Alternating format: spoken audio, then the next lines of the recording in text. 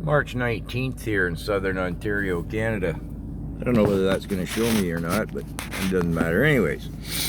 So a recent Angus Reid poll I found rather appalling shows that the Conservatives are really barely running ahead of the Liberals. That's right, Trudeau's still polling around like 30% or something. I mean, I didn't keep the exact statistics, it's not important.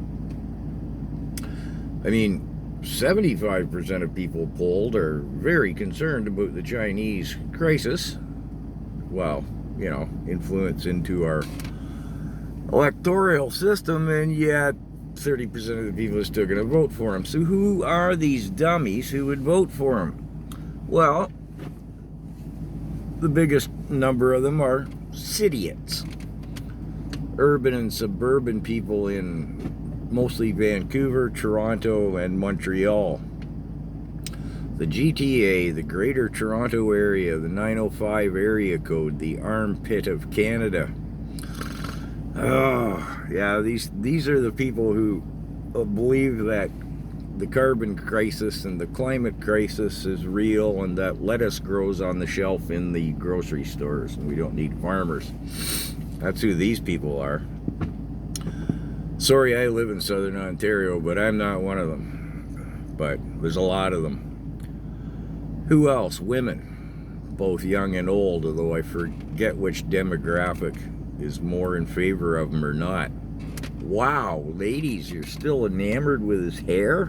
Oh, come on now. I mean, maybe 8 years ago you missed the point about that underage girl and the $2.6 million settlement. And then there was the female reporter he groped, but Trudeau said, well, I guess she experienced it differently than I did. Yeah, she didn't like it, Justin. Maybe you did. Oh, and then there's the female parliamentarian. He elbowed in the chest, getting physical on the floor of the Commons there. Oh, ladies, come on now. Forget about his hair and listen to what he says, would you? Wow.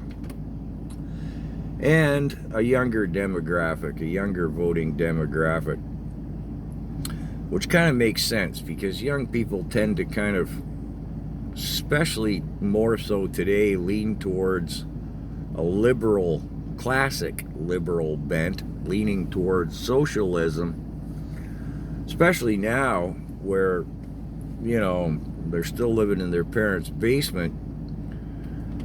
I mean, I think every kid at some point thinks, you know, that socialism sounds great until they get their first paycheck, realize a third of their hourly wage didn't go into their pocket, went to taxes instead.